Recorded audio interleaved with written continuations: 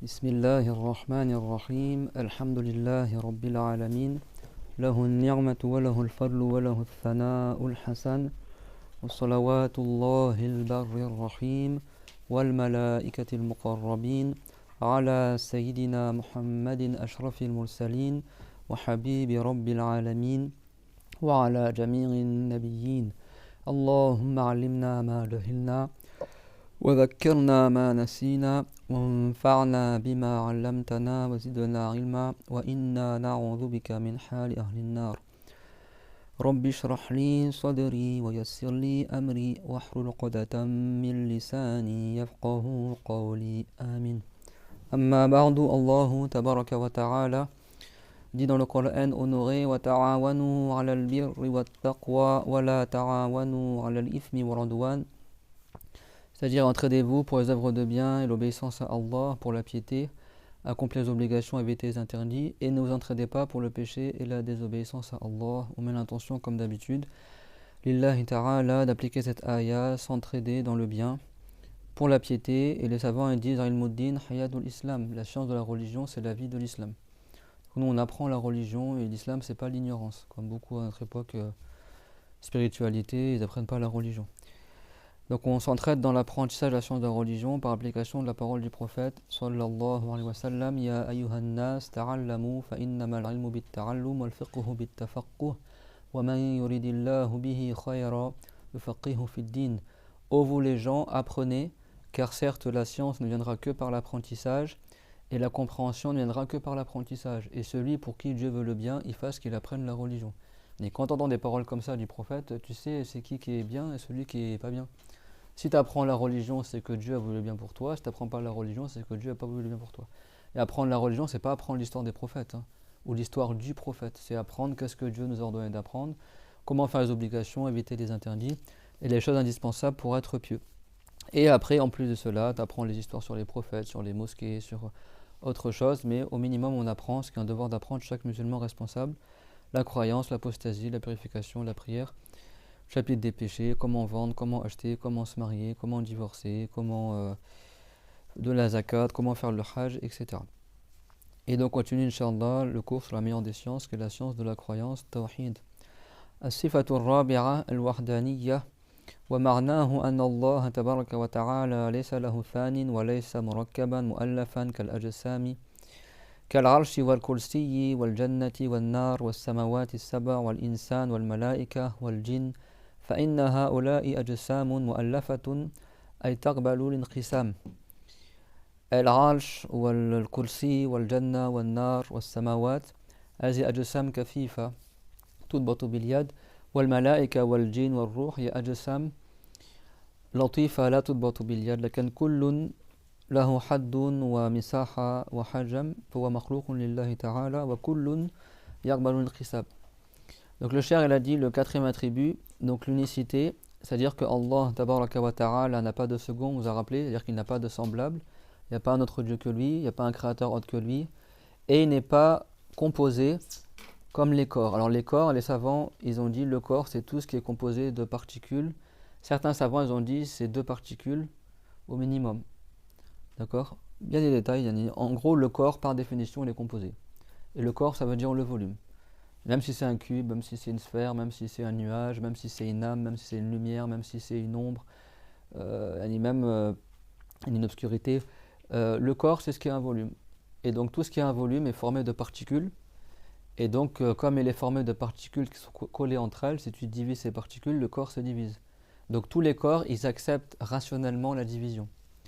Que ce soit le trône, que ce soit les cieux, la terre, le cher c'était comme exemple, comme le trône. Trône, c'est la plus grande créature que Dieu a créée, c'est le toit du paradis. Personne ne connaît sa taille, ce n'est Allah Azza wa Jal. Le trône, c'est pas rapporté qu'il va se diviser, mais rationnellement, comme c'est un corps, il est formé de parties, il a 4 pieds, avec un plateau, c'est comme une sorte de grand lit le trône. Il n'a pas de dossier, quoi. C'est comme un lit en fait, avec 4 pieds, qui est transporté par 4 anges, et au jour dernier, ils seront 8. Kursi, al-kursi, c'est pas le trône, c'est pas la chaise non plus comme ils traduisent. Kursi en arabe, ça veut dire le support. Et on pourrait traduire par le piédestal. Piédestal, ici, ça veut dire que c'est une créature qui est en bas du trône, à côté du trône, mais qui est toute petite par rapport au trône. Le kursi, il y en a, ils croient, ils disent la chaise, soi-disant. Le trône et le kursi, c'est pas la même chose.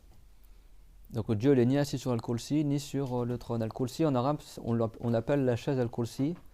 Wal ilm yuqal lahu al-kursi. Wal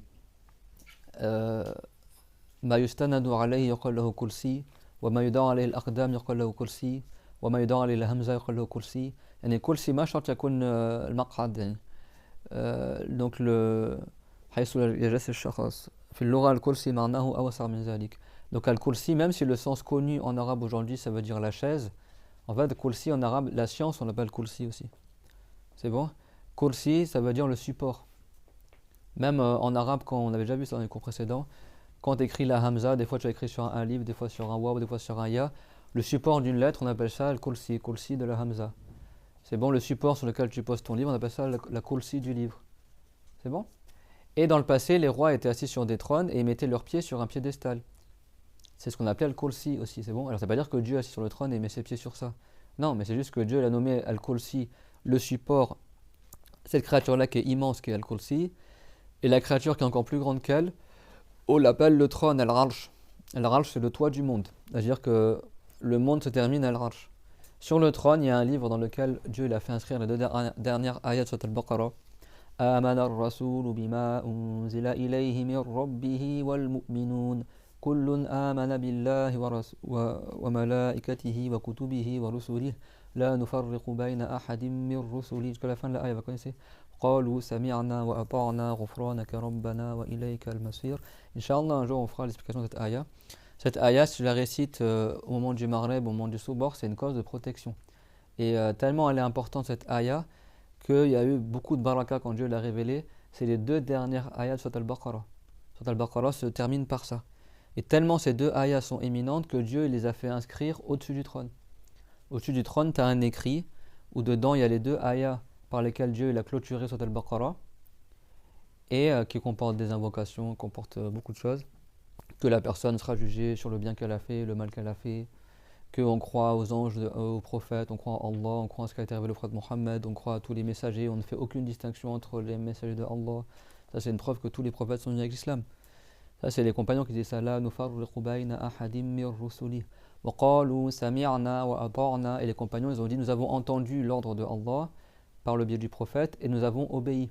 Ghufranaka wa ilayka al-masir, nous te demandons le pardon au Allah et c'est à ton jugement que nous retournerons. C'est bon? Et après tu as l'invocation Rabbana la tu'akhidna in nasina aw akhta'na. Oh Allah, ne nous tiens pas à rigueur si on a fait quelque chose par oubli ou de manière involontaire. Vous savez que le prophète Mohammed il a dit Inna Allah rafa'a an ummati al-khata'a wa an-nisyan wa ma stukrihu alayhi, que Dieu jugera pas notre communauté pour ce qu'ils ont fait par oubli. Quelqu'un il oublie de faire la prière et il tombe pas dans le haram. Par erreur, c'est-à-dire involontairement il a fait une chose sans le vouloir la faire et il l'a faite. C'est une parole ou un geste par exemple, ça c'est pas y a pas de péché, ça c'est une règle, retenez-la parce qu'on a plein qui posent la question. Ah mais j'ai pas fait exprès, bah si t'as pas fait exprès, tu seras pas jugé dessus. Mais c'eût été possible selon la raison que Dieu nous juge malgré ça sur des choses qu'on a fait involontairement ou des choses qu'on a fait par oubli. Mais le prophète Mohammed dans le hadith nous a informé que pour notre communauté, Dieu il a levé ça de nous. Est-ce que tu fais sous la contrainte, la menace de mort par exemple? Si quelqu'un on lui dit soit tu divorces ta femme, soit je te coupe un bras par exemple. Bah, si le gars il divorce sa femme par peur de se faire couper le bras parce que réellement ils vont le couper le bras, le divorce n'a pas lieu. Quelqu'un on lui met un couteau sur la gorge, on lui dit vends-moi ta voiture ou sinon je te tranche la gorge. Et lui il dit bah c'est bon je te la vends, la vente elle compte pas. C'est bon? Et après il y a d'autres sujets, bon, il y a beaucoup de détails, ça c'est l'Iqra, c'est un chapitre, c'est pas tout est pris en considération, ça dépend quel sujet c'est. Il y a des choses, c'est que le menace de mort qui est comptabilisé, il y a d'autres choses, c'est moins que la menace de mort, on va pas rentrer dans ça, c'est tout un chapitre. Ce qu'on appelle l'Iqra. En gros, en résumé, quand quelqu'un on le force à faire une chose, dans les transactions par exemple, soit de menace de mort ou soit quelque chose, on va brûler ses biens, on va le blesser de manière très grave, etc. Pour des choses comme le mariage, le divorce, la vente, l'achat, etc. Si quelqu'un il le fait sous la menace, mais il ne veut pas le faire dans son cœur, mais il le fait juste pour pas qu'on le tue ou qu'on lui fasse un grand mal ou qu'on détruise ses biens, tout ça, bah, ça compte pas. Même s'il a dit la parole, ça compte pas. Si on le force à divorcer, si on le force à se marier, si on le force à vendre, à acheter, c'est bon? À donner quelque chose, il donne tout ton argent à tes enfants, sinon on brûle ta maison par exemple. Et lui il le fait juste parce qu'il a peur de ça, ça compte pas. Ça c'est une miséricorde de la part de Allah. Et donc c'est ça. Et ici, el khata, laisse ma'nahu, yani akhta'a, ici c'est pas l'erreur dans le sens il s'est trompé. Non, il a fait volontairement, mais il s'est trompé. Yani wa ta'ammada wa akhta'a, laisse هذا المعنى. هنا الخطأ معناه ما فعله بغير تعمد. مثلا سبق اللسان، مثلا خرج من سيارته فتح الباب وبغير انتباه ضرب مسلما لا تقل عصا هو ما كان تعمد ذلك. Quelqu'un il sort de sa voiture, il ouvre la porte sans faire exprès, il frappe un musulman. On va pas dire qu'il tombe dans le péché. C'est bon? Quelqu'un il veut dire quelque chose et malgré lui il y a une autre parole qui sort, il a fait un lapsus. Il n'est pas jugé dessus. Ça c'est une règle générale. Et donc les compagnons ils ont invoqué oh Allah ne nous tient pas rigueur si on a fait quelque chose par erreur ou par oubli. C'est bon? Les savants ils ont dit à partir de là que c'eût été possible que Dieu nous juge sur ça, mais Dieu n'a pas voulu. C'est bon? Dieu l'a révélé qu'on ne sera pas jugé sur cette chose-là. C'est bon? Rabbana wa la tuhammilna ma la taqata lana bih. Oh Allah, ne charge pas de quelque chose qu'on ne peut pas supporter. Alors ça, tout ça, Dieu il nous a épargné de tout cela. C'est bon?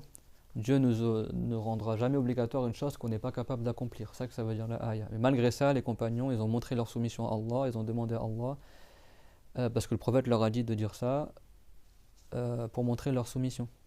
D'accord?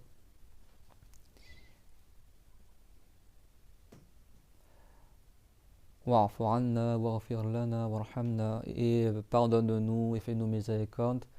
Wansurna al-qawmi al-kafirin, et accorde-nous la victoire par rapport à nos ennemis. Et ça c'est une très belle, ça c'est les deux dernières ayahs. Ça parle de la croyance, ça parle de la soumission à Allah, ça parle. Ah là, t'as vu, la dernière fois on parlait de spiritualité. Beaucoup ils ont aimé le vendredi, machallah. Beaucoup ils aiment le cours. Beaucoup ils ont aimé le cours la semaine dernière, machallah. Bah voilà, quand tu apprends le Coran, ta spiritualité elle vient. Si tu n'apprends pas, qu'est-ce que tu vas savoir? Surtout quand tu apprends l'histoire de cette ayah, etc. Que Dieu nous accorde la science. Amin. Et enseigner aux gens, c'est pas de la prétention.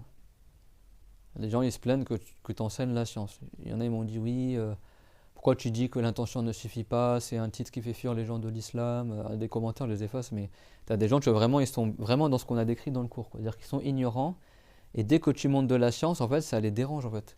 Parce que ça leur rappelle qu'ils n'ont pas appris. Bah, en fait, je pense que vous le savez très bien, il y a combien de gens qui sont convertis au cours cette année, alhamdoulilah, combien de gens qui n'apprenaient pas et sont venus apprendre cette année. Bah, les gens, même qu'ils soient musulmans ou pas, quand ils voient qu'il y a la science en islam, ça les attire. Tu ne vas pas les attirer avec l'ignorance. Le gars m'a reproché que j'ai dit l'intention ne suffit pas. Mais pourquoi tu parles de ça? En gros, et en fait, c'est comme tu passes la pommade, quoi, tu te caresses dans le sens du poil, on va dire aux gens, mais t'inquiète pas, même si tu fais tout mal, tu as la bonne intention, tout va aller, c'est comme ça que tu vas attirer les gens à l'islam. Les gens ils sont pas bêtes. Si tu attires les gens à l'ignorance, l'islam c'est pas l'ignorance. Le fait que les non-musulmans ils voient qu'en islam on a de la science, qu'on a des choses à enseigner, qu'on détaille dans la croyance, c'est ça qui attire les gens à l'islam. Et dire bah, cette religion-là, elle est rationnelle, cette religion-là, masha'Allah, ils ont des savants, ils ont des érudits, ils ont un discours qui tient la route, c'est ça qui attire les gens à l'islam. Mais en fait, les gens qui n'ont pas appris, en fait, ils évitent par tous les moyens la science, même quand tu leur fais le rappel. Mais pourquoi tu parles de ça? En gros, on change de sujet. De toute façon, on va attirer les gens à l'islam. Comment tu as parlé qu'il y a des choses qu'il ne faut pas faire ou des choses qu'il faut faire, etc. Bah, ça fait partie de la religion. Sinon, si tu veux cacher ça de l'islam, tu vas attirer les gens à quoi en fait? À l'ignorance.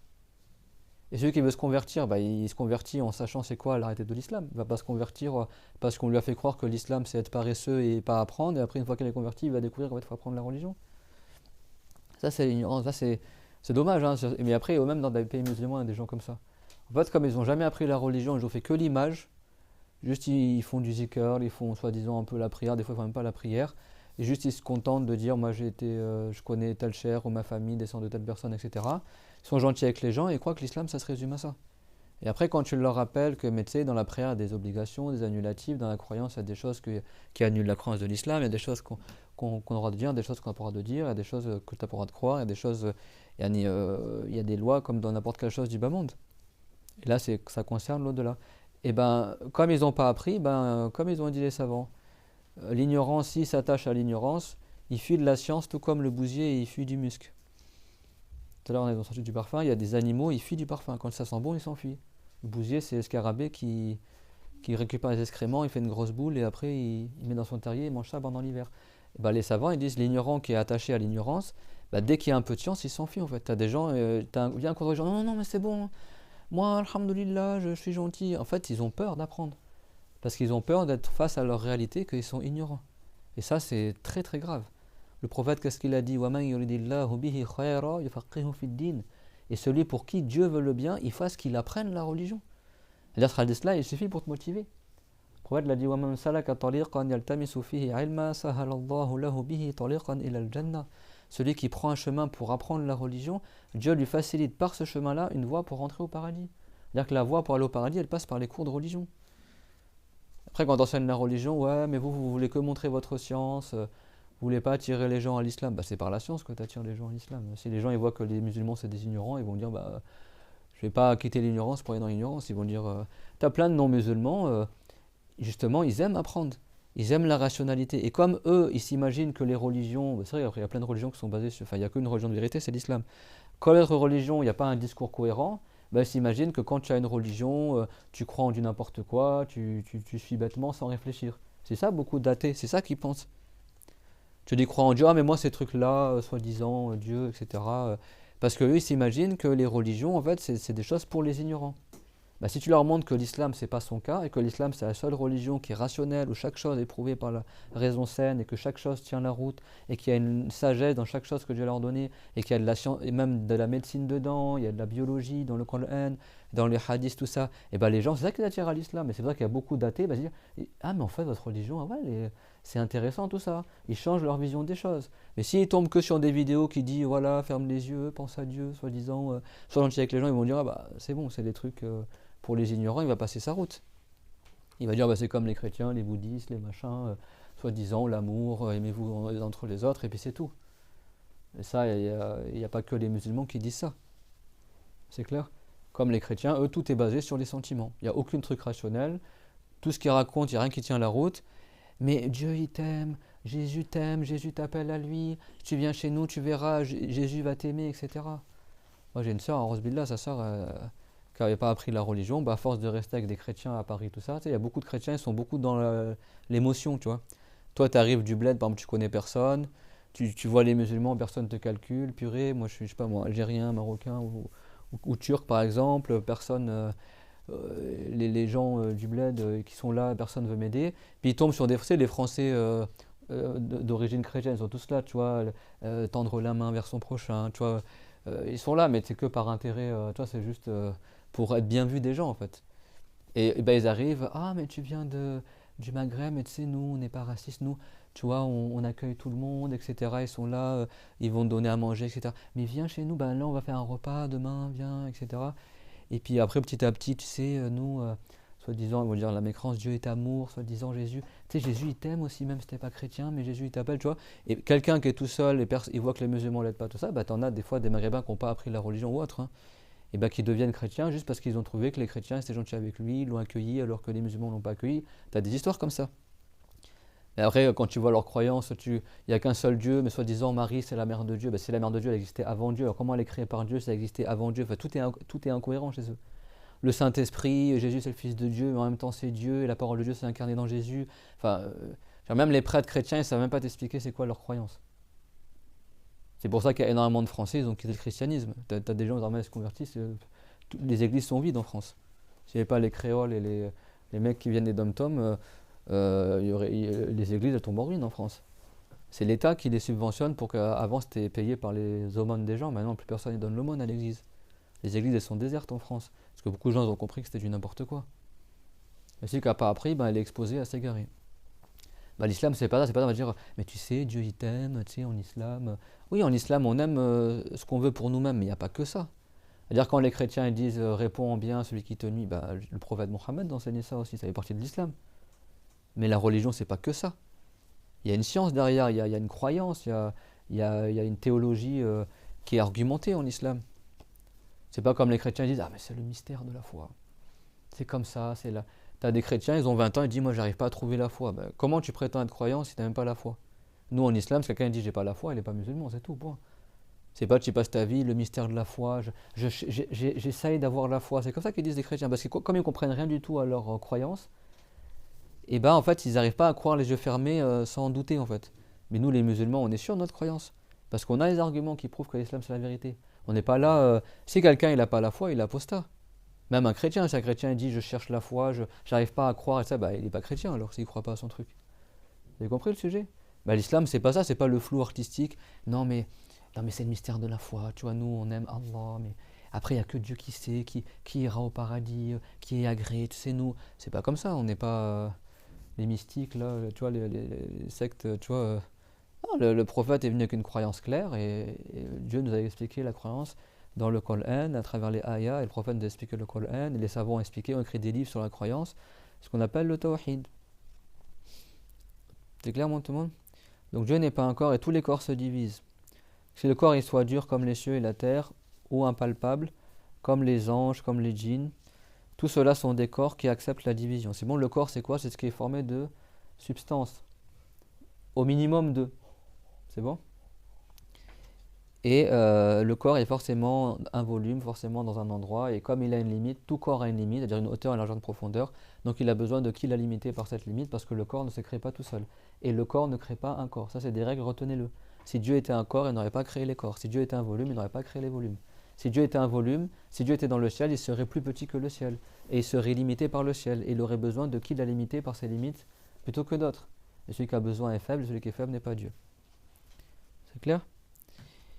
العرش الكريم مؤلف من أجزاء فيستحيل أن يكون بينه وبين الله مناسبة ما في مشابهة بين الله والعرش لو كان الله تعالى جالسا على العرش لكان حجما مثل العرش لكان بينه وبين العرش مناسبة مشابهة وكان بينه وبين العرش مسافة وهذا يستحيل لأنه لو كان الله تعالى مثل العرش لما كان خالقا للعرش بل كان محتاجا إلى خالق خلقه وجعله وخصصه على تلك الحدود دون أخرى. ابن تيمية يقول على زعمه أن الله تعالى ليس أكبر من العرش ولا أصغر من العرش. فعلى زعمه إذا كان العرش مربع فالله مربع، إذا كان العرش مثلثا فالله مثلث، إذا كان العرش مدور فالله مدور. هذا لا يقبل العقل السليم. Le trône honoré est composé de parties. Comme on a vu, le trône il est comment? Il a 4 pieds sur lesquels c'est marqué il n'y a qu'un seul Dieu, c'est Allah, Muhammad, le prophète de Allah. Chaque pied du trône, c'est marqué ça. Et il a un plateau. Ce plateau-là, c'est le toit du paradis. Et le trône est beaucoup plus grand que le paradis. Et tu as un ange à chaque pied qui porte le trône par la puissance de Allah. Et au jour dernier, ils seront 8. Et le trône n'a pas besoin des anges. Dieu, il tient le trône par sa toute puissance. C'est clair, c'est quand les anges ils doivent faire la prière, les anges, ils laissent le trône et ils prosternent sur le trône. Même les anges qui portent le trône prient sur le trône. Et le trône, il est vraiment immense. Pourtant, les anges qui portent le trône, leur cou est au niveau du trône et leur pied est au niveau de l'enfer. Je ne sais pas si vous imaginez. Entre chaque terre, il y a 500 ans de marche. Chaque terre a l'épaisseur de 500 ans de marche. Chaque ciel a l'épaisseur de 500 ans de marche. Et entre chaque ciel, il y a 500 ans de marche. Donc, essaye de faire le calcul. Tu additionnes chaque ciel et chaque terre. Chacune a fait 500 ans de marche. Ça pourrait marcher pendant 500 ans pour parcourir en épaisseur. Et entre chaque, il y a 500 ans de marche. Donc tu additionnes, ça fait des milliers et milliers d'années de marche. C'est-à-dire et si tu marches pendant un an à la vitesse de quelqu'un qui marche, c'est quoi 5 km/h? En une heure, tu fais combien? 5 km, c'est bon?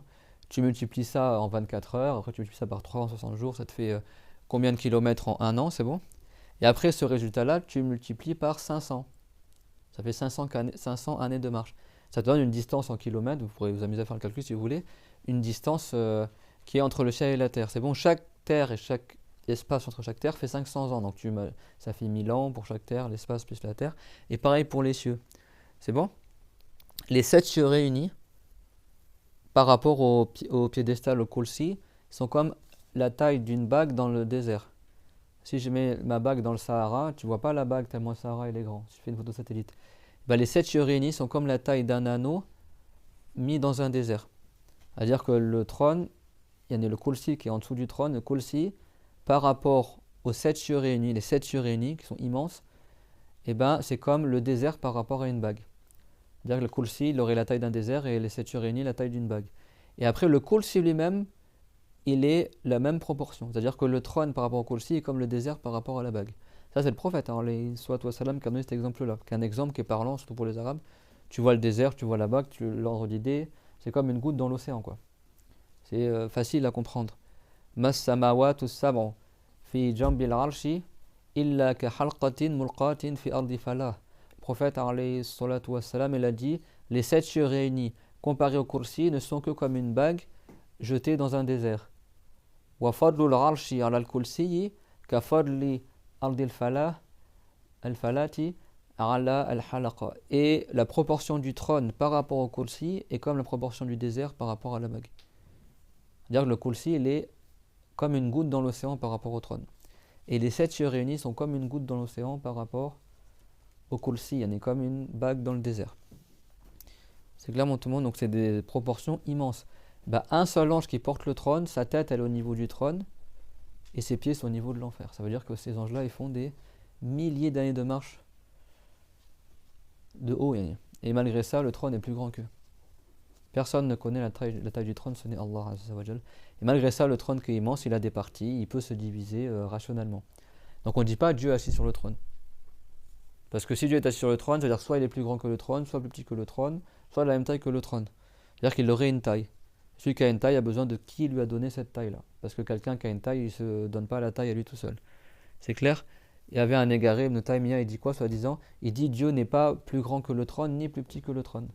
Donc selon lui, Dieu il fait pile la taille du trône. Donc si le trône il est carré, Dieu il est carré. Si le trône il est triangle, Dieu il serait triangle. Si le trône il serait rond.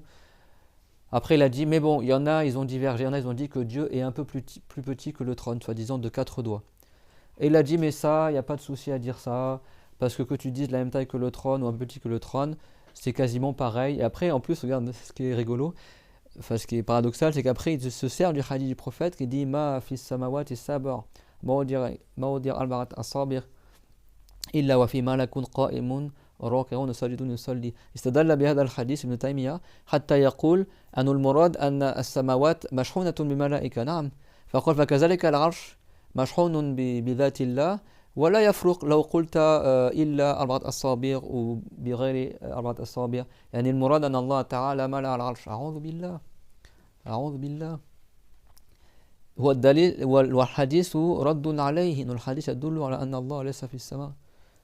Et en plus, Ibn Taymiyyah, pour soi-disant prouver sa parole, que soi-disant Dieu fait pile la taille du trône, il a dit, bon, il y en a, ils vont dire que Dieu est un peu plus petit que le trône, de l'espace de 4 doigts. Vous savez que Ibn Taymiyyah disait que Dieu, il va laisser à sa droite une place pour que Mohammed s'assoie à côté de lui au jour dernier. Ça, c'est la parole des chrétiens à la base. Ils disent ça avec Jésus. Les chrétiens, ils disent Dieu assis sur le trône, et au jour dernier, il laisse une place à sa droite où il fera s'asseoir le prophète Jésus. Ils disent ça, les chrétiens, les catholiques en France. Ibn Taymiyyah dit la même chose, sauf qu'il a dit Dieu est assis sur al-kursi. Le kursi, c'est pas le trône en plus. Tout se mélange, tout c'est du n'importe quoi en fait. Et en plus, il dit mais que tu dises que Dieu il remplit le trône ou qu'il est un peu plus petit que le trône de 4 doigts, ça change rien du tout parce que c'est comme le hadith qu'il n'y a pas un espace de 4 doigts dans les cieux sans que tu trouves un ange qui fait la prière, qui est debout, incliné ou prosterné et qui prie. Alors le hadith, il est sahih, ça veut dire que les cieux sont remplis d'anges. Et qu'il n'y a pas un espace de 4 doigts dans le ciel sans que tu trouves un ange en train de prier. Soit il est debout, soit il est incliné. Ça veut dire qu'il reste debout pour l'éternité. Ça veut dire que soit tu le trouves en train d'être debout, ou incliné, ou il se prosterne, ou il se redresse. C'est bon? C'est-à-dire que les cieux sont tellement remplis d'anges qu'il n'y a pas d'espace vide dans le ciel. Ça prouve que Dieu n'est pas au ciel. Sinon, ça veut dire qu'il serait plus petit que 4 doigts. Et donc ce hadith-là, il est une réplique contre Ibn Taymiyyah. Parce que Ibn Taymiyyah, ils disent que Dieu est dans le ciel, soi-disant. Enfin, tout se contredit en fait. Et donc lui, qui était un hafiz Ibn Taymiyyah, il rapporte ce hadith. Et après il dit, là le hadith ça veut dire quoi? Ça veut dire que les cieux est rempli par les anges. Et il dit, pareil, quand on dit que Dieu remplit le trône sauf 4 doigts, ça veut dire que le trône est rempli par Dieu. A'udhu billah. Ça c'est la croyance des égarés. Ibn Taymiyyah il était avant les wahhabites. Il est mort en 728 de l'Hégire. C'est pas du tout une référence en islam. Aujourd'hui ils le remettent, les Saoudiens le mettent en avant parce qu'il a la même croyance que Mohammed ibn Abdel Wahhab. Ibn Taymiyyah c'était un gros égaré dans la croyance. C'est pour ça qu'à la fin de sa vie, il n'a même pas été enterré dans le cimetière des musulmans et il est mort en prison. Ils l'ont emprisonné parce qu'il a fait tellement d'égarements. Abu Zur'at al-Iraqi, il a dit dans son livre que Ibn Taymiyyah il a contredit l'unanimité 60 fois. 60 fois il a contredit le consensus des savants Ibn Taymiyyah. Il a dit le contraire de tout ce que les savants musulmans ont dit, dans 60 questions différentes. Que ce soit dans le fiqh ou dans la croyance. Donc quelqu'un qui contredit l'unanimité comme ça, il n'est pas une référence dans la religion, même s'il avait de la science dans le hadith. C'est clair, mon tout le monde? Donc c'est vrai que les savants disent qu'il n'y a pas de munasaba, ni de corrélation, de lien entre Dieu et le trône. C'est-à-dire que Dieu ne ressemble pas au trône. Si Dieu était un volume comme le trône, il n'aurait pas créé le trône. Et en plus, qui oserait dire que Dieu est plus petit que le trône? Que le trône est plus grand que Dieu? Mais on dit Allahu Akbar. Dieu est grand. Alors Dieu est grand par le mérite. Mais bon, si tu crois que Dieu est un volume, alors pourquoi tu dis Dieu est le plus grand si tu crois qu'il y a des volumes qui sont plus grands que Allah, soi-disant? Et A'ouz Billah. C'est-à-dire que Dieu il aurait créé quelque chose de plus grand que lui. Enfin, c'est n'importe quoi. Et Dieu existait avant le trône. Dieu est le créateur du trône. Ar-Rahman ou Al-Arsh istawa, ça veut dire Dieu domine par sa puissance le trône. Si Dieu domine le trône, qui est la plus grande des créatures, c'est-à-dire à plus forte raison, il domine l'ensemble de la création. Wa huwa Rabbul Arshil Karim, Dieu l'a dit. Et il est le Seigneur du trône éminent. C'est-à-dire il est le créateur du trône éminent. Tout le monde a compris c'est quoi le trône? C'est le toit du paradis. C'est la plus grande des créatures et c'est le toit du monde aussi. C'est la limite supérieure du monde. Même si on a vu qu'au-dessus du trône, il y a un livre. Donc Dieu n'est pas au-dessus du trône. Ça voudrait dire que soi-disant parce que les wahhabites ils vont te dire quoi? Ou ceux qui se disent salafistes, ceux qui ont la croyance des mushabbiha, ils vont te dire non mais Dieu il est au-dessus du trône, mais sans endroit soi-disant. Alors je dis qu'il est au-dessus du trône par la puissance. Ok, Dieu il a dit wa huwa al-qahiru fawqa ibadihi. Il est le tout-puissant au-dessus de ses esclaves. Mais c'est au-dessus dans le sens figuré. C'est-à-dire pas dans le sens de l'espace, dans le sens de la puissance. Si Dieu est au-dessus du trône par sa puissance, d'accord, mais si tu vises l'endroit, au-dessus du trône c'est un endroit. Tu vas pas dire il est au-dessus du trône sans endroit. Il dit dans une direction abstraite. Au-dessus du trône, il y a un livre dans lequel Dieu il a fait écrire Inna rahmati sabaqat ghadabi, que les signes de sa miséricorde sont plus nombreux que les signes de son châtiment. C'est bon? Les anges sont tous des musulmans, ils sont les plus nombreuses des créatures. Le paradis, un signe de la miséricorde de Allah, il est beaucoup plus grand, il est des milliers de fois plus grand que l'enfer. Les signes de la miséricorde de Allah sont plus nombreux que les signes de son châtiment. Ça, c'est marqué au-dessus du trône. En plus de l'écrit dans lequel il y a les deux dernières ayats sur Al-Baqarah. Donc au-dessus du trône, il y a des choses. C'est bon, il y a des choses. Donc je ne peux pas dire Dieu est au-dessus du trône, mais il n'y a pas d'endroit au-dessus du trône. Mais il y a des choses au-dessus du trône qui ne sont pas Allah Azza wa Jal. Et Dieu n'est pas au-dessus du trône au niveau de l'endroit. Comme il a dit Abu Hanifa, rahimahullah, alors selon eux, avant que Dieu ait créé le trône, il était où alors? Dieu n'est ni au ciel ni sur terre, ni partout. Dieu n'est pas concerné par l'espace, c'est le créateur de l'espace et du temps. Comme il a dit Abu Mansur al-Bardadi, le grand savant chaférite, il y a 900 ans, il a écrit un livre qui s'appelle Al-Farq bayna al-Firaq, les différences entre les différents groupes égarés. Et dedans, il a cité وَأَجْمَعُوا عَلَى أَنَّهُ لَا يَحْوِيهِ مَكَانٌ وَلَا يَجْرِي عَلَيْهِ زَمَانٌ, que tous les savants musulmans sont unanimes que Dieu n'est pas circonscrit dans un endroit et le temps ne s'écoule pas sur lui. Et après, il a cité la parole de qui? De l'imam Ali. وقال الإمام علي ibn Abi Talib, Ali ibn Abi Talib, radiyallahu anhu, Inna Allah khalaqa al-arsha ibharan li qudratihi wa lam yattakhidhu makanan li dhatihi. Certes, Dieu a créé le trône pour manifester cette puissance et je ne l'ai pas pris pour endroit comme endroit pour lui-même. Vous écoutez ce que je dis? C'est-à-dire qu'il a rapporté l'unanimité et après il a cité la parole d'Imam Ali. Les wahhabites ils vont te dire, ou les soi-disant salafistes, ou les mushabbiha, ils vont te dire ah mais elle est où la chaîne de transmission de la parole d'Imam Ali? Déjà, excuse-moi, Abu Mansur al-Bardadi, il était il y a presque 1000 ans. Donc il rapporte la parole d'Imam Ali, il a sa chaîne de transmission. Après, tu n'es pas obligé de dire toute la chaîne de transmission. Et après, aucune parole des compagnons est une preuve dans la croyance. Les compagnons, ce n'est pas des prophètes. Leurs paroles, elles ne comptent pas comme texte coranique ou hadith. C'est quoi la preuve que Dieu, il est pas dans un endroit? Il y a la preuve rationnelle, il y a la preuve du Coran. Dieu l'a dit, Laysa kamithlihi shay, pas une chose n'est comme lui. Si Dieu était dans un endroit, il serait semblable à toutes les créatures. Parce que toutes les créatures, quelles qu'elles soient, elles sont dans un endroit. Même nos intentions qui sont créées, elles sont où dans notre cœur? Même nos pensées, etc., même les créatures impalpables sont dans un endroit. Tout ce qui est créé est forcément dans un endroit. Donc si tu dis que Dieu est dans un endroit, tu l'as fait ressembler à l'ensemble de toutes les créatures. Toutes les créatures sont dans un endroit. Donc il ne serait pas unique alors dans ce cas-là. C'est clair mon tout le monde? Donc ça c'est un texte parmi d'autres. Et dans le hadith aussi, il y a les paroles du prophète. N'est-ce pas que Allah Ta'ala, que le prophète Mohammed il a dit en invoquant Allah Azza wa Jal, comme le hadith rapporté par le Bayhaqi, Allahumma anta al-zahiru falaysa fawqaka shay'. وأنت الباطن فليس دونك شيء وأنت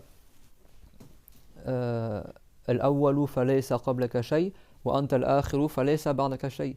Il a dit oh Allah, tu es al-zahir. Al-zahir أي يعني وجوده ثابت. كل المخلوقات تدل على وجود الله تعالى. Oh Allah, tu es al-zahir. Al-zahir, ça veut dire celui qui est apparent. Ça veut dire celui dont toutes les créatures prouvent son existence. Son existence, enfin son essence à Allah Azza wa Jalla, le fait qu'il est, elle est confirmée par la raison et par l'existence du monde. On sait que Dieu il est. C'est bon?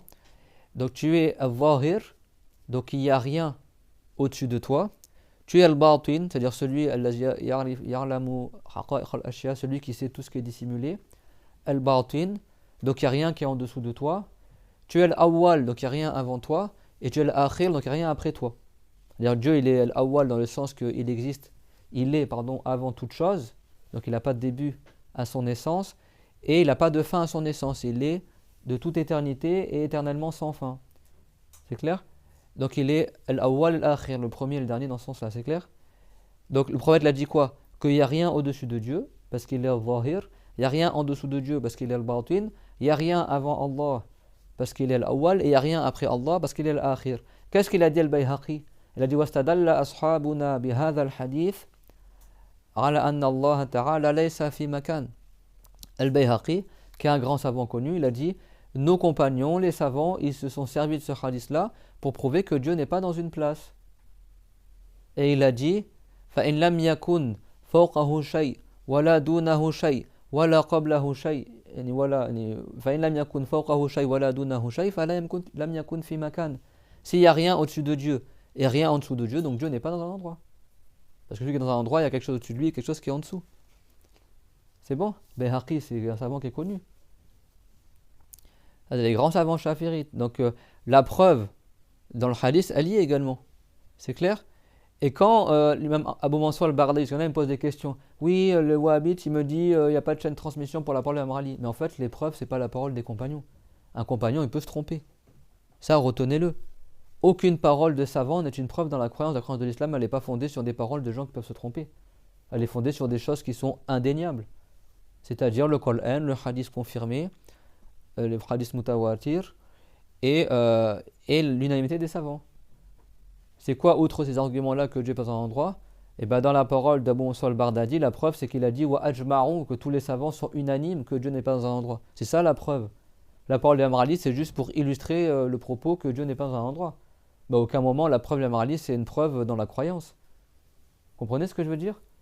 La croyance de l'islam, elle n'est pas fondée sur des paroles. L'imam Ali, c'est pas un prophète. N'est-ce pas? C'est pas un prophète. Même les hadiths du prophète, on ne les prend pas tous en considération dans la croyance. N'est-ce pas?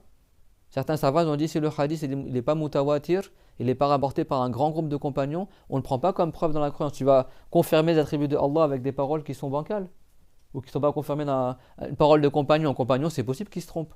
Tu as fondé la croyance musulmane sur une parole de quelqu'un qui peut se tromper? Comprenez ce que je veux dire?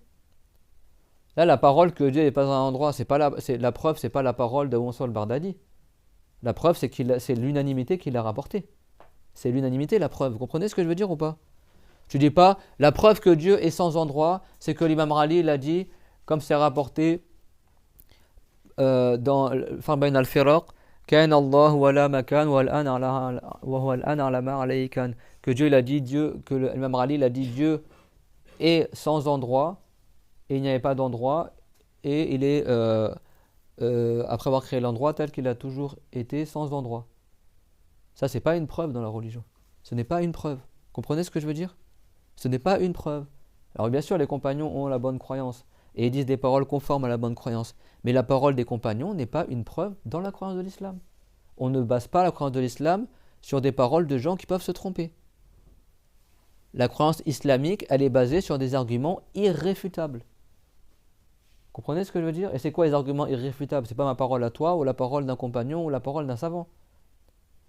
C'est soit un texte coranique, soit un hadith mutawatir, il n'y en a que 50 000, ou soit le consensus de tous les savants mujtahid. C'est ça la preuve en islam.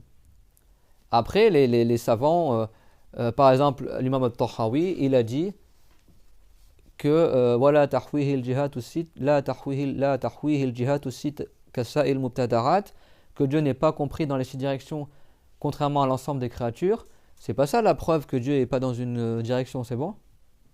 Et c'est quoi la preuve alors? Pourquoi on cite cette parole-là?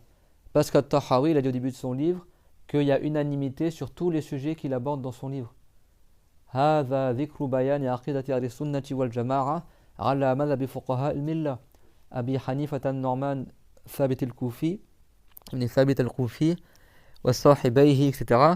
Il a dit c'est la mention de la croyance de la Jamara selon les savants de la communauté. C'est-à-dire que tout ce qui rapporte dans la Qaddat Tahawiyya, qui reprend les mêmes sujets que le Fiqh al-Akbar d'Abu Hanifa, c'est des sujets sur lesquels il y a unanimité. C'est pour ça que c'est une preuve son livre. Parce que tous les savants sont unanimes sur ce qui est marqué dans ce livre-là. Vous comprenez ce que je veux dire? Dites pas, ah bah la preuve que Dieu est sans endroit, c'est que Tahawi il a dit que Dieu il n'est pas dans une direction. Tahawi c'est un savant, c'est pas un prophète. Tahawi il peut se tromper. Ça veut pas dire que c'est faux ce qui est dans la croyance, mais ça veut dire que heureusement que la foi musulmane ne se base pas sur des paroles de gens qui peuvent se tromper, sinon on serait sûr de rien. Donc faites attention à ce que vous dites. Donc si quelqu'un te dit, ah ben, qui nous dit que c'est quoi la chaîne de transmission de l'imam Ali, mais en fait t'as pas besoin de savoir la chaîne de transmission. La parole de l'imam Ali c'est pas une preuve dans la religion, c'est pas un prophète. Vous comprenez ce que je veux dire ou pas? En fait il t'emmène hors sujet le mec quand il te dit ça. Il t'emmène totalement hors sujet. À partir du moment où l'imam Abu Mansur al-Bardadi il rapporte l'unanimité de tous les savants que Dieu n'est pas un endroit, que t'aies la parole de l'imam Ali qui confirme cela ou pas, dans tous les cas l'unanimité c'est ça la preuve, c'est pas la parole de l'imam Ali. C'est l'unanimité, l'unanimité elle a été rapportée. Comprenez ce que veut dire la différence? Vous ne laissez pas avoir par les wahhabites sont là, qui nous dit, bah, eux ils te citent plein de hadiths qui n'ont même pas de chaîne de transmission sortir. Eux ils vont te dire que Dieu a une voix en se basant sur des hadiths qui ne sont même pas fiables. Saut, soi-disant. Il se base sur le hadith al-Jariya, soi-disant que Dieu serait dans le ciel. Alors, hadith al-Jariya, il y a plein de savants qui ont dit qu'il n'est pas sortir.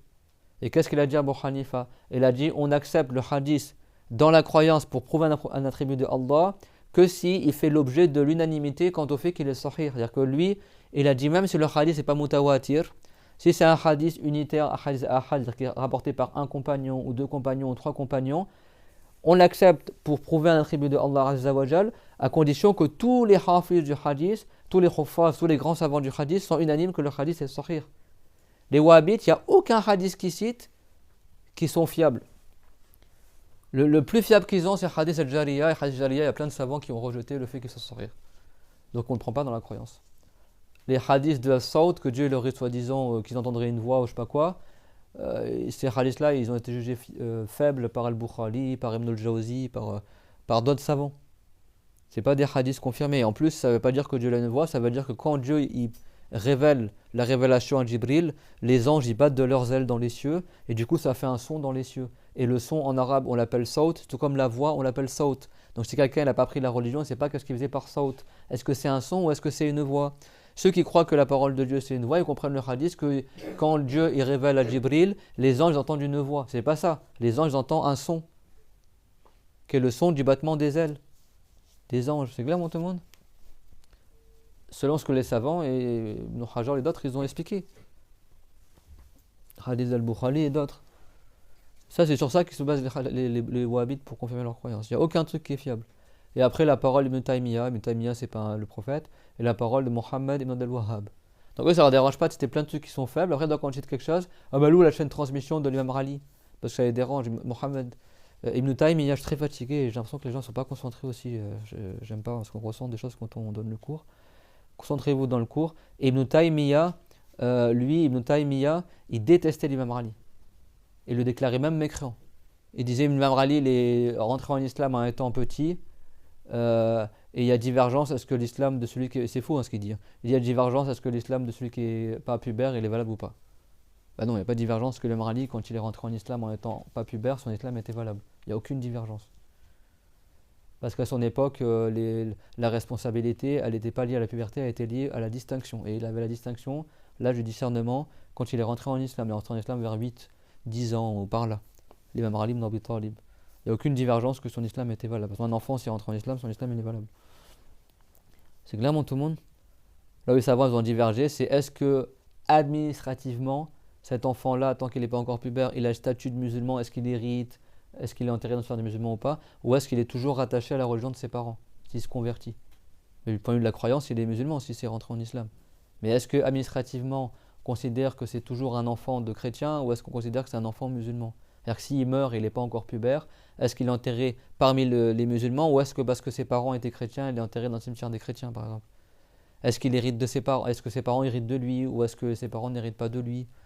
Etc. C'est ça que les savants ont divergé. Chez les Hanafites, n'est-ce pas? Pour les Hanafites, eux, ils sont restés, pour eux, ça n'a pas été abrogé. Pour eux, l'enfant, il est toujours au niveau du jugement, c'est rattaché à la distinction. Pour eux, si un enfant se convertit à 8 ans, il a le statut administratif de musulman, même s'il n'est pas encore pubère. Chez les Chaférites, administrativement, il a le statut de ses parents, parce qu'il n'est pas encore pubère. Mais il est musulman, mais il a le statut de ses parents. C'est-à-dire, s'il meurt avant d'être pubère, il sera enterré dans le cimetière des chrétiens, si ses parents étaient chrétiens, même si lui, il est musulman. S'il meurt, ses parents héritent de lui. Si après il devient pubère, ben là, il a pleinement le statut de musulman. Mais c'est un statut administratif, c'est pas le statut réel. Si l'enfant il croit en Dieu et il rentre en islam, ben il est musulman. C'est clairement tout le monde. Bah, Ibn Taymiyyah, il laissait sous-entendre que l'imam Ali, il n'est pas musulman, quoi. Il dit plein de mensonges, il soi-disant que l'imam Ali, il escaladait les murs pour voir les filles en cachette, enfin des trucs, il ment, il déteste l'imam Ali. Et qu'est-ce qu'a dit le prophète, alayhi salam? Il a dit Allahumma wali man walahu wa adi man ada. Oh Allah soutient ceux qui soutiennent Ali et mène à leur perte ceux qui sont contre l'imam Ali. Et le prophète, alayhi salam, il a dit La yuhibbuka illa mu'min wa la yubghiduka illa munafiq. Le prophète Mohammed, il a dit à l'imam Ali, il ne t'aime qu'un croyant et ne te déteste que quelqu'un qui est hypocrite. Que ceux qui aiment vraiment l'imam Ali, c'est des gens qui ont la foi, parce que l'imam Ali, c'est le plus savant des compagnons, il a dit des paroles magnifiques dans la croyance, on l'appelle la lampe de la croyance, du tawhid, misbah et tawhid, et ne te déteste que des gens qui sont hypocrites, il y en a qui font croire qu'ils sont musulmans et en fait ils ne sont pas musulmans. Bah, Ibn Taymiyyah, il est hypocrite, il déteste l'imam Ali. Bah, par le texte du hadith, il n'est pas musulman cette personne-là. Comment tu veux détester quelqu'un qui a défendu la croyance de l'islam?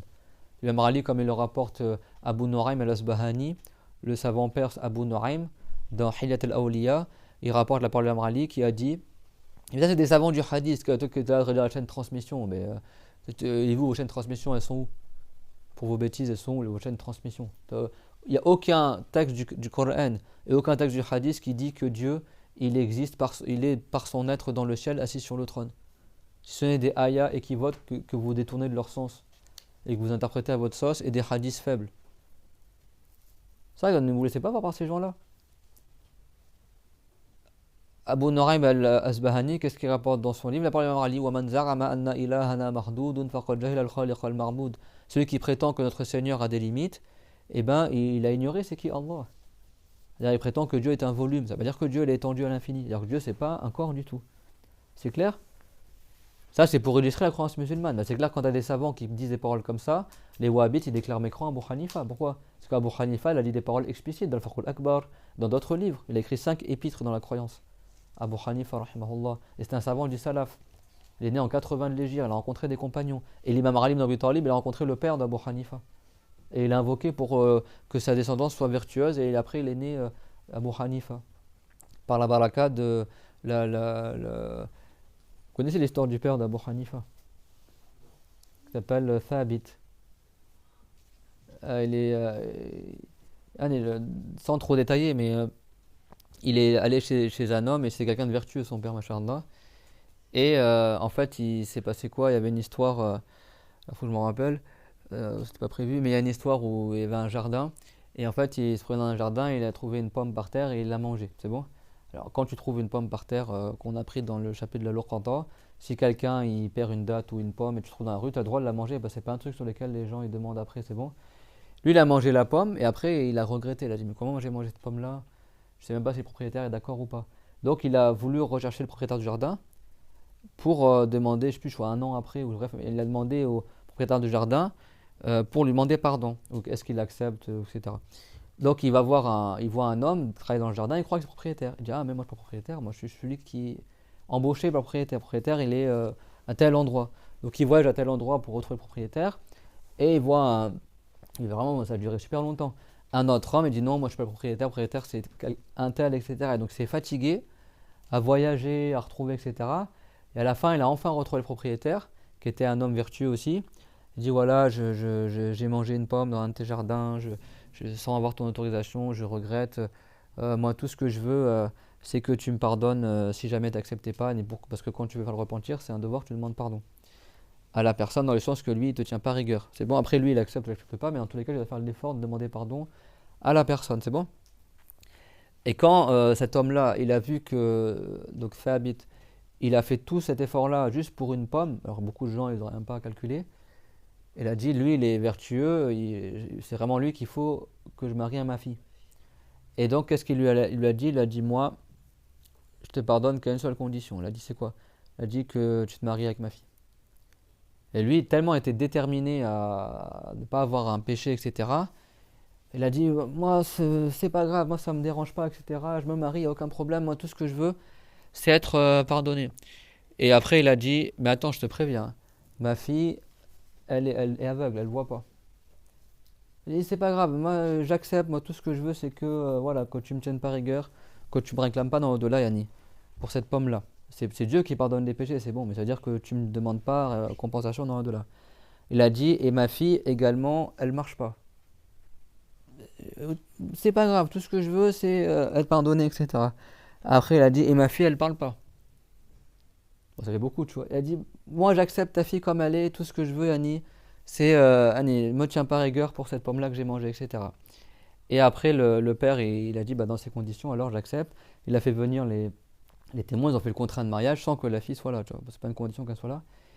Et après, il a dit, bah, vas-y, rejoins ton épouse, elle est dans la chambre là-bas. Et donc, il est rentré, et peu de temps après, il est vite ressorti en courant, en étant affolé et tout. Et il a dit, mais je comprends pas et tout. Il dit, je crois que c'est pas la bonne personne et tout. Voilà, moi, c'est pas la fille que tu m'as décrite, tout ça. Il a dit, ah bon, comment elle est, etc. Eh ben, Charna, j'ai vu une très jolie femme, tout ça. Mais quand je suis arrivé, elle s'est levée vers moi, elle m'a parlé avec des mots tendres, etc. Et c'est pas elle, tu m'as dit qu'elle marche pas, qu'elle voit pas, qu'elle parle pas. Il a dit, si, si, c'est bien elle. Et quand je t'ai dit qu'elle ne marche pas, c'est-à-dire qu'elle ne marche pas pour aller faire le haram. Et quand je t'ai dit elle ne voit pas, ça veut dire qu'elle ne voit pas des choses, elle ne regarde pas les choses qui sont interdites. Et quand je dis elle ne parle pas, c'est-à-dire qu'elle ne parle pas pour dire des mauvaises paroles. Donc c'est bien elle et retourne à elle, c'est ma fille. Et du coup, bah, ils sont mariés, quoi, du coup. Et donc c'était une femme vertueuse aussi, et lui aussi, et ils ont eu comme enfant Abu Hanifa. Et c'est l'imam Ali ibn Abi Talib, son père Thabit, il avait rencontré l'imam Ali, et il avait demandé que l'imam Ali lui fasse des invocations pour lui et sa descendance. Et l'invocation de l'imam Ali, ça a été exaucé, et il est né son fils An-Norman.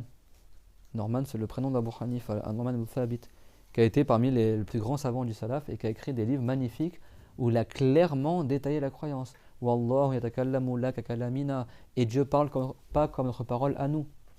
Ce livre-là, je l'ai pris en entier, Inch'Allah, un jour on le fera, le fiqh al-akbar d'Abu Hanifa, le plus grand fiqh, parce que le fiqh c'est les sciences religieuses. C'est quoi la plus grande des sciences? La science du tawhid, la science de la croyance. Donc il a nommé son livre Al-Fiqh al-Akbar, et c'est un livre qui est pas long du tout. Et c'est la même chose que dans la croyance d'An-Nasafi, qu'un savant hanafite. La même chose que dans la croyance d'At-Tahawi. At-Tahawi, il a écrit son livre. Et même les Wahhabites, ils enseignent At-Tahawi dans leur pays, mais ils déforment l'explication. Euh, mais At-Tahawi, c'est un livre qui est connu dans tous les pays musulmans. Ben, l'imam Tahawi, c'est un grand savant hanafite, et il a dit هذا ذكر بيان عقيدة أهل السنة والجماعة على مذهب فقهاء الملة أبي حنيفة النعمان بن ثابت الكوفي. Ce livre-là, je l'ai rédigé selon la croyance des savants de l'islam, selon la manière d'expliquer de Abu Hanifa et de ses deux compagnons, Mohamed al-Hassan al-Shaybani et Ibrahim al-Qadi Abu Yusuf, d'accord, Abu Yusuf al-Qadi, c'est clair? Et donc, c'est pour ça que son livre il est une référence dans l'islam. Pas parce que c'est la parole de Tahawi, de Ahmad ibn Salam al-Tahawi, parce qu'il rapporte l'unanimité dans tous ces sujets-là. ومن وصف الله بمعنى من معاني البشر فقد كفر فمن أبصر هذا اعتبر ومثل قول الكفار انزجر وعرف أنه بصفاته ليس كالبشر. Les paroles explicites, il a dit celui qui attribue à Allah une des caractéristiques des humains, il n'est pas musulman. Donc celui qui a vu cela, eh ben, il en tirera leçon, il s'éloignera de la parole des non-musulmans, des non-croyants, et il saura que Dieu ainsi que ses attributs ne sont pas comme l'être humain. Et il a dit وَتَعَالَى عَنِ الْحُدُودِ وَالْغَايَاتِ وَالْأَرْكَانِ وَالْأَعْضَاءِ وَالْأَدَوَاتِ لَا تَحْوِيهِ الْجِهَاتُ السِّتُّ كَسَائِرِ الْمُبْتَدَعَاتِ. En plus ça rime, le Tahawiya, c'est très facile à mémoriser.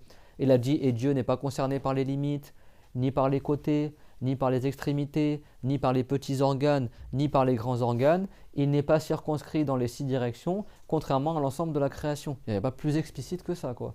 Et Tahawi, c'est un savant du salaf aussi. Et là, expliquer la parole, les croyances d'Abu Hanifa, la croyance des gens du salaf. C'est un savant du salaf qui a repris l'explication d'Abu Hanifa. C'est ça la croyance de l'islam. C'est pour ça que les wahhabites ou tels que ça les énerve quand je leur parle d'Abu Hanifa. Ah, mais c'était pas un arabe. Tu sais, moi j'ai déjà vu des gens comme ça en France. Ils sont là, mais c'était pas un arabe. Nous on suit Shafiri, Malik. Mais Shafiri a dit la même chose et Malik a dit la même chose. Les wahhabites ils rapportent une version fausse de la parole de l'imam Malik. Quand quelqu'un il est rentré dans l'assemblée de l'imam Malik et il a dit Istawa al-Arsh kayfa istawa, soi-disant. Un, il est rentré, il a dit comment Dieu l'a istawa sur le trône. On ne dit pas comment chez Allah Azza wa Jalla, c'est-à-dire que la personne a déjà une mauvaise croyance. S'il avait la bonne croyance, il n'aurait pas dit comment Dieu a istawa sur le trône. Istawa, c'est-à-dire que Dieu il domine le trône par sa puissance. Comment, ça veut dire soi-disant la position, etc. Dieu n'est pas concerné par cela. Et un Malik, tellement ça l'a frustré la question qu'il a baissé la tête, s'est mis à transpirer. S'est mis à transpirer. Il a dit istawa kam akhbar. Il a dit Dieu l'a istawa tout comme il l'a mentionné dans le Coran. Et il a dit wala yuqal anhu al-kayf wal kayf anhu marfu'. Il a dit on ne dit pas comment chez de Allah et le comment il n'est pas concerné. Dieu n'est pas concerné par le comment. Il est marfu', ça veut dire il est ôté concernant Allah Azza wa Jal. C'est bon. Il a dit wala araka illa mubtadi'an akhrijuhu. Il a dit et je vois que tu n'es qu'un mauvais innovateur, faites-le sortir. Parce que la question était mal posée. Ça prouve que la personne n'a pas la bonne croyance. On ne dit pas comment j'ai de Allah. Qu'est-ce qu'il a dit l'imam Ali, comme ça rapporté dans le livre Al-Farq bayn al-Firaq. Inna alladhi kayyafa al-kayf fala kayfa lahu wa inna alladhi ayyana al-ayn fala ayna lah. C'est-à-dire celui qui a créé le comment n'a pas de comment. Celui qui a créé le où, on ne dit pas où à son sujet. Donc c'est des questions qui ne se posent pas chez de Allah Azza wa Jal. Le comment, ça veut dire le physique. Et Dieu il a dit Al-Musawwir, qu'il est Al-Musawwir, le créateur du physique, le créateur des apparences. Donc Dieu n'a pas d'apparence, n'a pas de physique. C'est clairement tout le monde ce que je dis. Et Dieu est le créateur de l'endroit, donc on ne dit pas où. Ça c'est la parole de Imam Ali. C'est clairement tout le monde. Et donc Imam Malik, ça l'a énervé. Il a dit je vois que tu es un mauvais innovateur, sortez-le. Parce qu'il a vu que cette personne n'a pas une mauvaise croyance. Il n'a pas la bonne croyance, pardon. Il a une mauvaise croyance. C'est clairement tout le monde. Wala hawla wala quwwata illa billah. Et il a dit wal kayf wa anhu marfu'. Et on ne dit pas kayf au sujet de Allah, c'est marfu', ça veut dire c'est quelque chose qui est enlevé, ça c'est pas quelque chose qu'on dit pour Dieu. Les wahhabites ils ont inventé une mauvaise version qui est wal kayf anhu majhul, que le kayf il est ignoré, on ne sait pas c'est quoi le kayf. C'est-à-dire que ça sous-entendre que Dieu aurait un comment mais on ne sait pas c'est quoi le comment de Allah. Mais ça c'est pas la croyance de l'islam. Dieu n'a pas de comment du tout. C'est pas parce que les wahhabites disent quoi? Dieu a une main avec des doigts, mais c'est pas le même main que nous. On ne sait pas comment elle est sa main. Que Dieu il est assis, mais pas la même position assise que nous. Mais ça veut dire que toi, tu as pour croyance que Dieu est un humain, que Dieu est une créature. Même si tu ne dis pas comme nous, ça ne te sauve pas. Si tu dis que Dieu est créé pas comme nous, tu es en train de dire que Dieu l'est créé. Vous comprenez ce que je dis ou pas? Quand on dit que Dieu ne parle pas comme nous, la parole ne nécessite pas un son et une voix. Donc quand je dis pas comme nous, ça veut dire que la parole de Dieu n'est pas faite de son ni de langue, etc. Donc ça marche. Quand tu dis que Dieu ne voit pas comme nous, la vision ne nécessite pas d'avoir des yeux. C'est bon? Dieu il voit sans œil, sans avoir besoin de lumière, etc. Donc il ne voit pas comme nous. Et sa vision n'a pas de début, n'a pas de fin. En revanche, la position assise nécessite d'être un corps. Je ne veux pas dire je suis assis sans être un corps. Donc si je dis que Dieu est assis pas comme nous, c'est pas comme quand tu dis Dieu il parle pas comme nous. Parce que la parole n'implique pas le corps. La parole n'implique pas d'être créé. Contrairement à la position assise qui, elle, n'est attribuable qu'à un corps, qui se plie en deux, qu'à une créature qui est dans un endroit, qu'à une créature qui est sur quelque chose. C'est clairement tout le monde. C'est pour ça que c'est pas valable de dire que Dieu ne s'assoit pas comme nous. Parce que les wahhabites ils vont te dire, mais vous dites bien que Dieu ne parle pas comme nous. Alors pourquoi on ne pourrait pas dire Dieu ne s'assoit pas comme nous? Parce que la parole ne nécessite pas le fait d'être un corps. Contrairement à la parole, à la position assise qui, elle, nécessite d'être un corps. Comprenez ce que je veux dire? N'est assis qu'une créature. Et une créature qui se plie en deux. C'est clairement tout le monde ça? Donc il ne faut pas se laisser avoir. Celui qui n'a pas appris se laisse avoir. Si tu dis Dieu a une main pas comme nous, le fait de Dieu pas comme nous, ça ne te sauve pas de la mécréance. L'imam Ahmed ibn Hanbal, comme il le rapporte Badruddin al-Zalkashi dans son livre Tashnif al-Masami', wa man qala Allahu jismun laka al-sam fa huwa kafir. Celui qui dit que Dieu est un corps pas comme les corps, il n'est pas musulman. Parce que le corps n'est attribuable qu'à une créature. Le corps il est créé, le corps il est limité. Comprenez ce que je veux dire? Donc c'est pas tu dis tout et n'importe quoi pour Dieu et tu dis après pas comme nous. Non, s'il y a une chose qui est spécifique à la créature, si tu attribues à Allah, c'est de la mécréance, même si tu dis pas comme nous. Comprenez ce que je veux dire? Par contre, le fait d'entendre, le fait de voir, le fait de savoir, le fait d'être puissant, ça ne nécessite pas d'être un corps. Comprenez ce que je veux dire? Si on dit Dieu il voit pas comme nous, ça ne veut pas dire Dieu est un corps pas comme nous. Non, ça veut dire que la vision de Dieu n'est pas comme une vision à nous. Dieu il parle pas comme nous, ça c'est valable. Dieu il n'entend pas comme nous, ça c'est valable. C'est clairement tout le monde. Par contre, tu dis Dieu il a une main pas comme nous, ça c'est pas valable parce que la main elle est que pour un corps, que pour la créature. Si tu dis Dieu il s'assoit pas comme nous, ou Dieu c'est un corps pas comme nous, ou Dieu il a un pied pas comme nous, ou Dieu il a une jambe pas comme nous, ou Dieu il vient, se déplace et monte et descend pas comme nous, tout ça, ça veut dire que tu crois que Dieu est une créature. Même si tu dis pas comme nous, ça va rien changer, parce que ta croyance c'est que Dieu l'ait créé. Comprenez ce que veut dire la différence? Quand tu dis pas comme nous, ici ça ne marche pas. L'ascenseur il monte et il descend pas comme nous. Est-ce que ça veut dire que l'ascenseur c'est Dieu? Non. Si quelqu'un dit que Dieu il monte et il descend, il n'a pas cru en Dieu. Il a cru en une créature. Et ça ne le sauve pas de la mécrance le fait qu'ils disent pas comme nous. Parce que les wahhabites, ils jouent sur les mots. Ils disent, ah mais j'ai dit pas comme nous, donc Dieu il ressemble pas à ce qu'il a créé. C'est d'une manière qui est digne de lui. Si tu crois que Dieu c'est un volume qui monte et qui descend, quelle que soit la manière dont il monte et descend, ça a attribué à Dieu le fait qu'il est créé. Et ça, c'est pas la croyance de l'islam, vous comprenez? C'est pas tout et n'importe quoi, le fait que tu dises pas comme nous, ça sauve. Comprenez la différence? Si un wahhabite te dit, vous dites bien que Dieu ne parle pas comme nous. N'est-ce pas qu'Abu Hanifa il a dit Wallah yatakallamu laka kalamina. Oui, mais la parole n'implique pas le corps. La parole n'implique pas le fait d'être créé. Contrairement au fait d'être assis, au fait d'avoir des organes, au fait d'avoir un corps, une tête, des bras, des jambes, ça implique que tu es créé. Même si tu ne dis pas comme nous, ça ne va rien changer. La chose, elle est créée. Le singe, il a une main pas comme nous. La mouche, elle ne s'assoit pas comme nous. Ils sont créés. Donc si tu dis Dieu ne s'assoit pas comme nous, ça ne te sauve pas de la mécrance. C'est en train de dire que Dieu est un corps qui s'assoit. Donc ça, c'est pas la croyance de l'islam. Comprenez ce que je veux dire? Ça, c'est la croyance des gens du livre, des juifs et des chrétiens. C'est pas la croyance des musulmans. Celui qui croit ça, il n'est pas musulman. Il est soit juif, soit chrétien, ou soit c'est quelqu'un qui a la même croyance que les juifs et les chrétiens, mais il ne sait pas qu'il n'est pas musulman. Et ça, c'est qui l'a dit?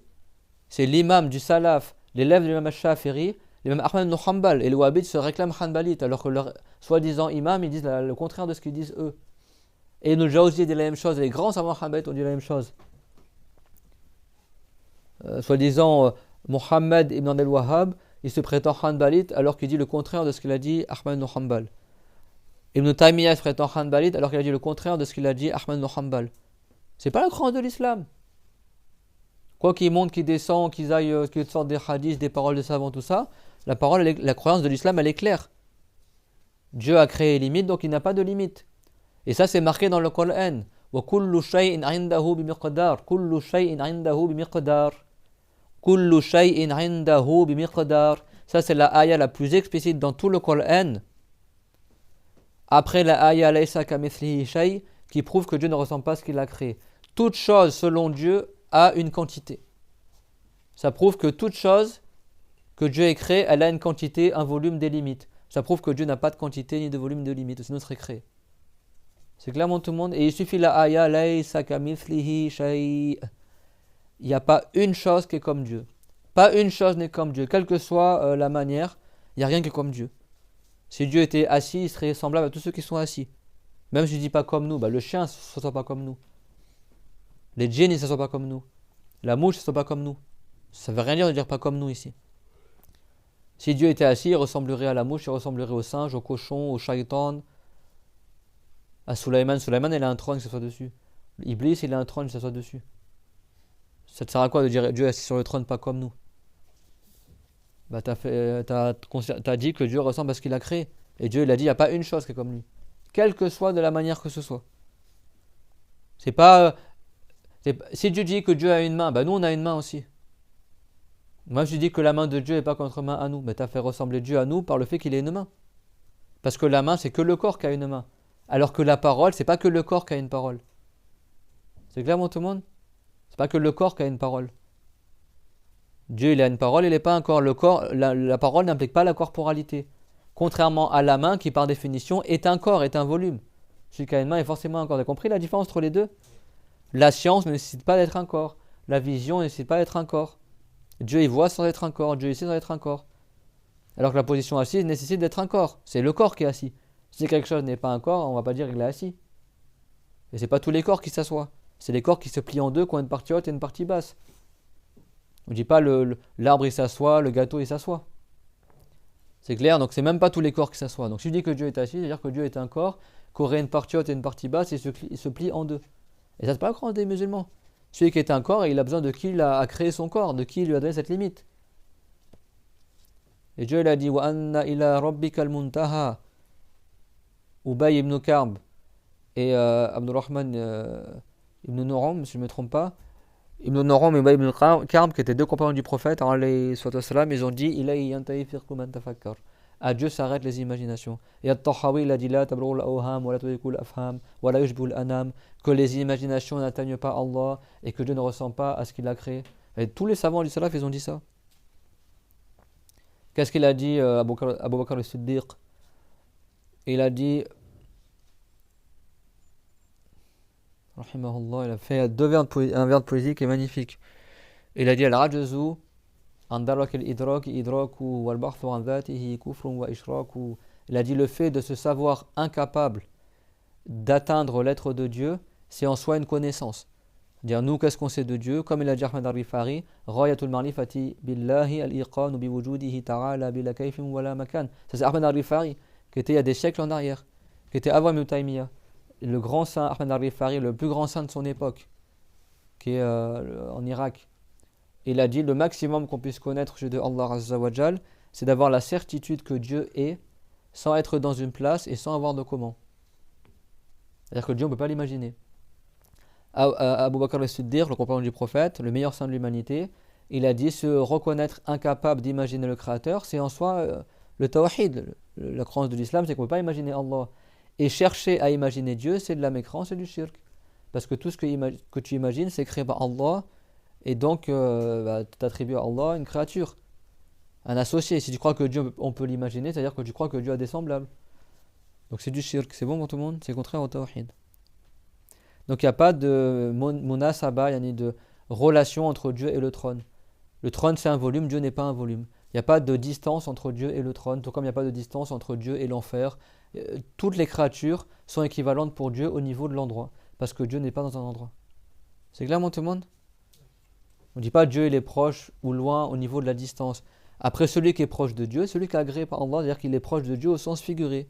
Et celui qui est loin de Dieu, c'est celui qui n'est pas agréé par Allah. Mais ça, c'est une proximité ou une lointitude qui est au sens figuré, qui n'est pas au sens physique du terme. C'est clair, tout le monde?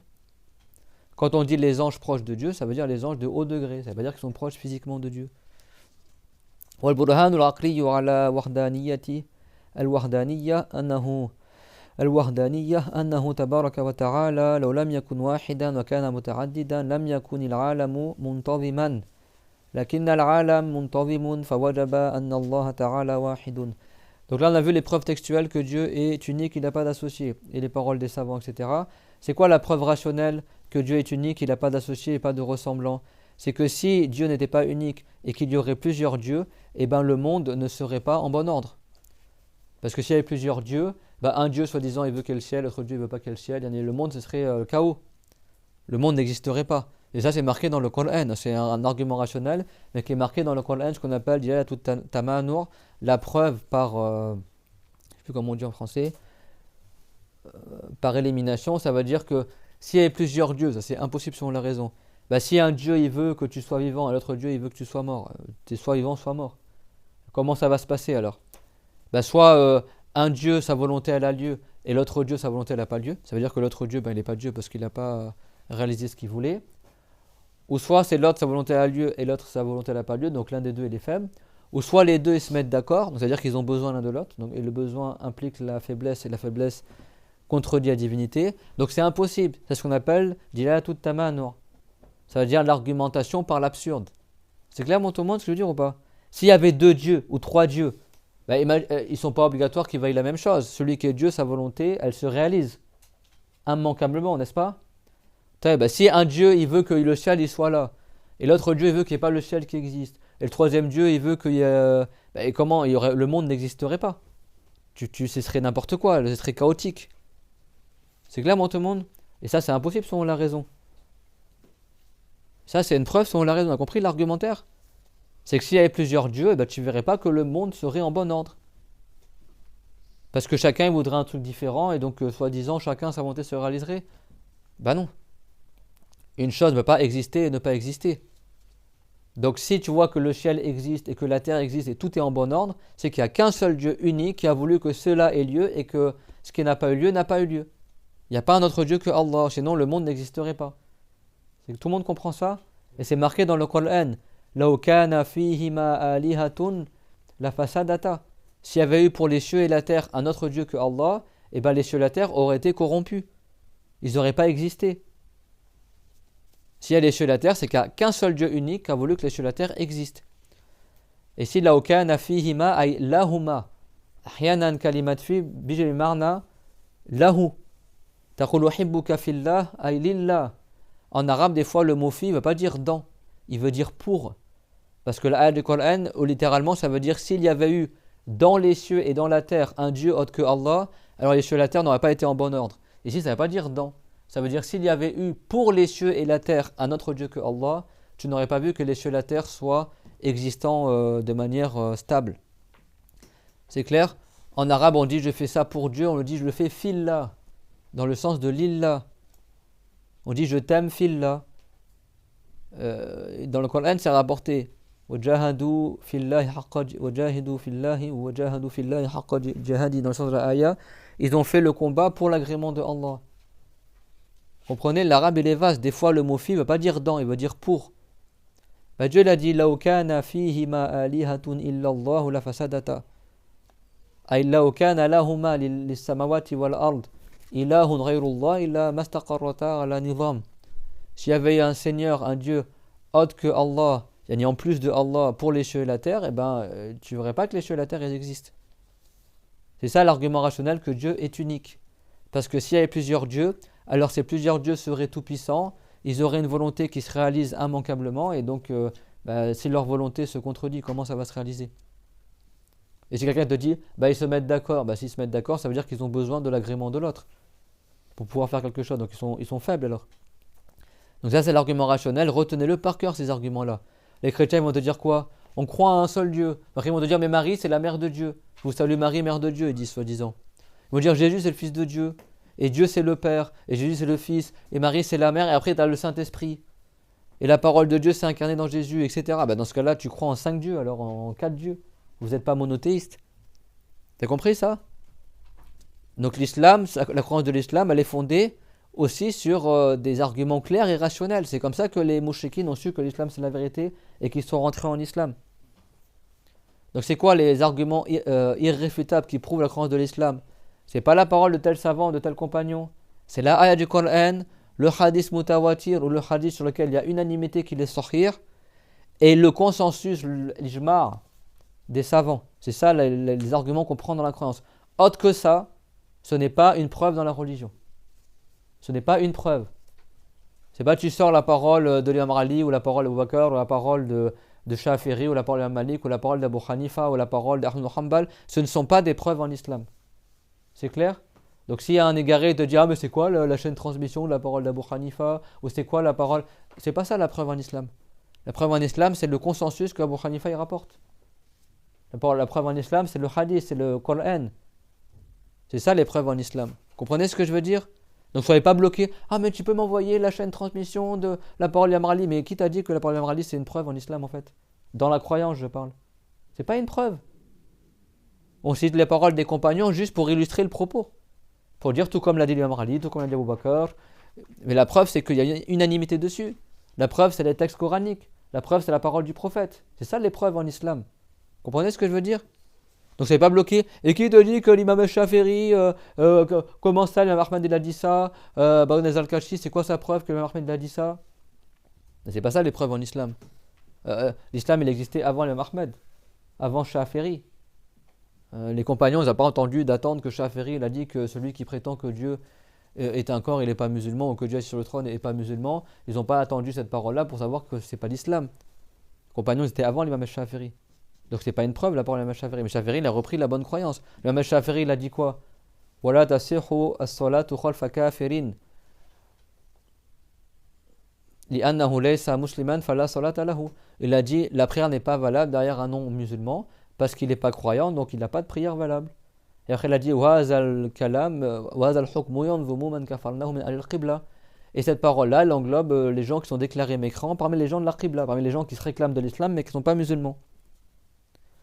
Comme ceux qui contredisent la prédestination, il a dit comme ceux qui croient que Dieu ne sait pas les détails des créatures, etc., que sa science n'englobe pas les choses détaillées. Il y en a qui croient que Dieu il sait les choses de manière générale, mais il ne les sait pas en détail.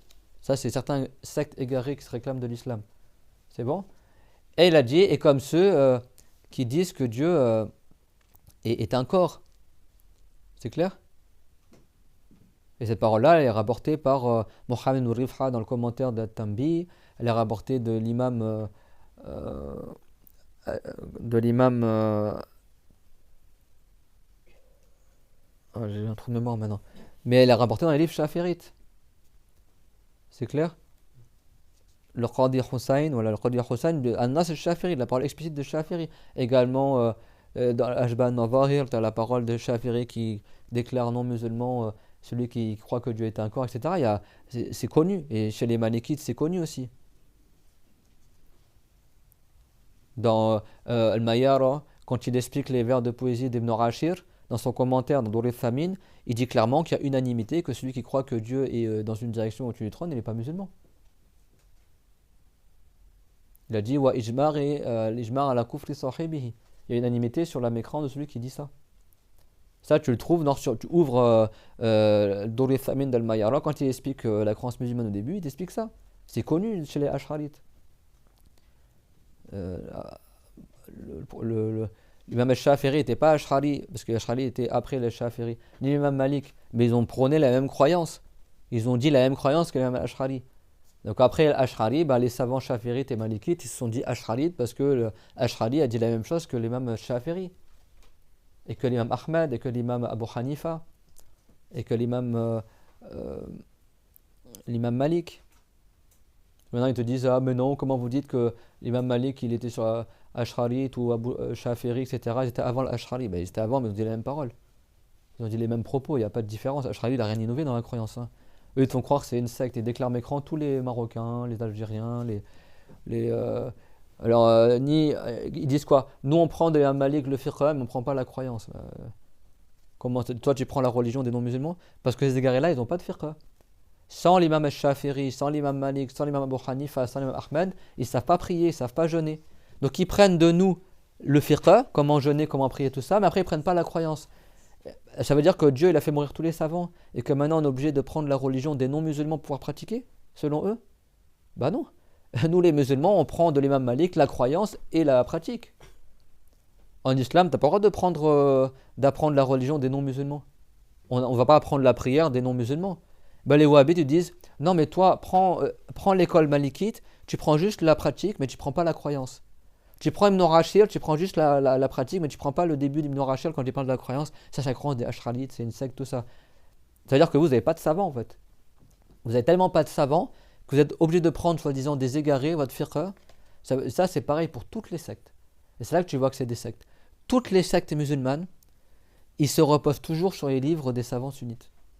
Sans nos livres à nous, sans les livres d'Al-Bukhari, Muslim, Shafiri, Malik, tout ça, ils n'ont aucune science. C'est eux les égarés. Comprenez ce que je veux dire? Ils n'ont aucune science. Les wahhabites, ils vont pratiquer selon l'école de l'imam Ahmed. Mais l'imam Ahmed, il dit le contraire des wahhabites dans la croyance. Donc pour vous, c'est un égaré, c'est pas un musulman, l'imam Ahmed. Pourquoi tu prends de lui la religion alors? Parce qu'ils n'ont pas de savants wahhabites mujtahid qui ont... Pour eux, il n'y a même pas d'ijtihad. Chacun, il prend de ce qu'il veut. Donc c'est des égarés. Comment tu prends des savants malikites, tu ne prends pas la croyance des malikites? Donc toi, pour toi, tu apprends la religion des mécréants. Et à Mayotte, ils sont quoi? Shafiri. Et à Mayotte, moi, il y a un frère, il connaît une sœur qui vient de Mayotte, et il lui a envoyé mes cours. Elle a dit, tout ce qui est dit chez Ibrahim, c'est mot à mot ce qu'on apprend à Mayotte. Là, il y a un frère, quand j'étais à la Umrah, là, que Dieu le préserve, il m'a dit, j'apprends avec un cher turc, en turc, et eux, c'est Hanafit. Il m'a dit, tout ce qu'il enseigne, c'est mot à mot ce que tu enseignes. Là, il y a des frères malikites qui viennent au cours, qui apprennent à l'Institut malikite. Ils m'ont dit, tout ce que tu nous dis, c'est marqué dans Ibn Rashid, dans le livre également Al-Mu'in, etc. Et allez sur Amazon, t'achètes les livres là, traduits en français d'Ibn Rashid, tu les trouves, traduits par les Marocains, ou le Mu'in et tout ça, Ibn Rashid, les livres de Ibn Rashid, il y en a plusieurs. Il y a plusieurs livres qui sont traduits en français, tu trouves mot à mot ce que j'enseigne. Même sur les bidra, même sur le maolid, même sur les égarements des wahhabites, etc. Tu trouves ça dans tous les livres. Et c'est des livres qui viennent du bled au Maroc, etc. Je peux vous donner les références, vous cherchez acheter sur Amazon. Moi, un frère m'a offert un livre, l'explication de l'Akhdari. Tu trouves la même chose, mais mot à mot ce qu'on enseigne, sans que moi je connaisse ces livres-là, ces commentaires-là, c'est mot à mot ce qu'on enseigne.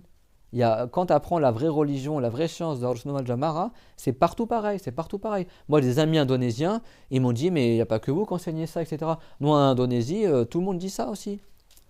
Indonésie, ils sont tous chaférites, Malaisie, tout ça. Ils disent tous que Dieu, il existe, il est sans être dans une place, que Dieu ne ressemble pas à ce qu'il a créé.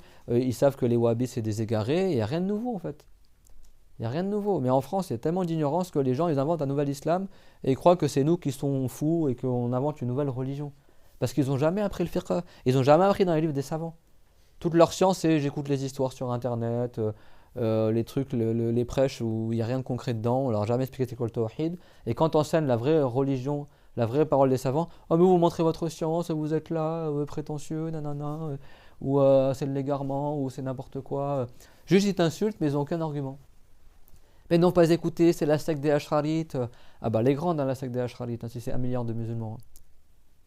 Tous les Ashrari Maturidites, c'est la même croyance. Tous les grands savants Hanafites, Malikites, Shafirites, Hanbalites et Malikites, ils sont Maturidites, Ashrarites. Si je dis que c'est une secte, c'est qui les musulmans alors? Il reste qui alors? Si c'est une secte?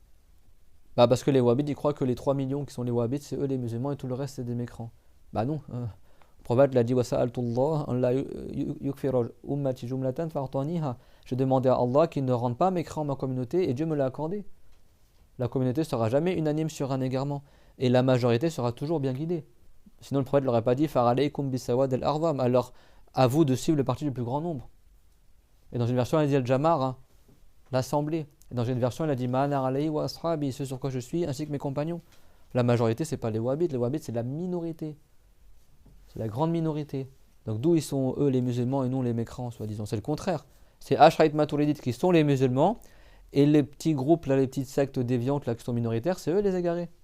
C'est eux les égarés. Tu imagines, ils déclarent mécrants tous les savants indonésiens, malaisiens, hanafites, en turc.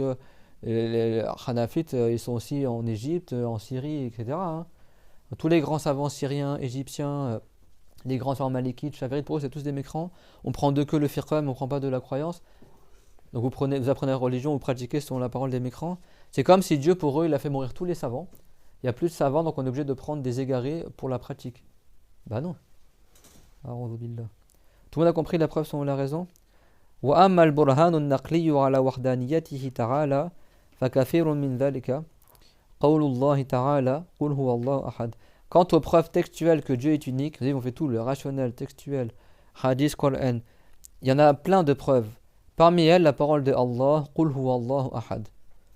Pourquoi Dieu a révélé soit l'Ikhlas, قُلْ هُوَ اللَّهُ أَحَدٌ? Dit, c'est lui qui est unique, c'est lui Dieu qui est unique. C'est-à-dire qu'il n'a pas de second, il n'a pas de ressemblant, on ne peut pas le diviser. Dieu ne se divise pas, c'est pas un corps. Allahu Samad, Dieu il est Samad, le maître absolu. Tout le monde a besoin de lui et lui n'a besoin de rien. Lam yalid wa lam yulad, Dieu n'a pas d'enfant et il n'est pas l'enfant de quelqu'un d'autre. Il n'y a rien qui s'extrait de Dieu et Dieu n'est pas extrait de quelqu'un d'autre. Wa lam yakul lahu kufuwan ahad, il n'y a rien qui est l'équivalent de Allah. Ça c'est yarhamukallah.